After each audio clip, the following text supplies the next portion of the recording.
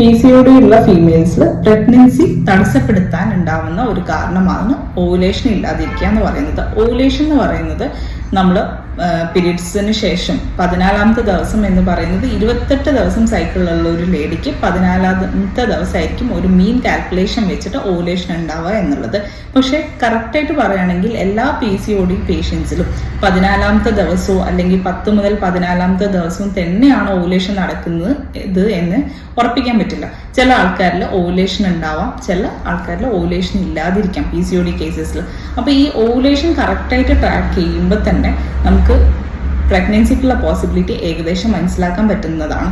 അതായത് ചില റെഗുലറായിട്ട് പീരീഡ്സ് വരുന്ന ഫീമെയിൽസിലാണെങ്കിൽ പോലും അൺഓവുലേറ്ററി സൈക്കിൾ എന്ന് പറയും, അതായത് ഓവുലേഷൻ നടക്കാതെയുള്ള സൈക്കിളായിട്ട് പോലും വരാറുണ്ട്. അപ്പോൾ അങ്ങനെയുള്ള കേസസിൽ ഒരു PCOD കംപ്ലൈൻ്റ് ആണ് നിങ്ങളുടെ ഇൻഫെർട്ടിലിറ്റിക്ക് കാരണമെന്നുണ്ടെങ്കിൽ നിങ്ങൾ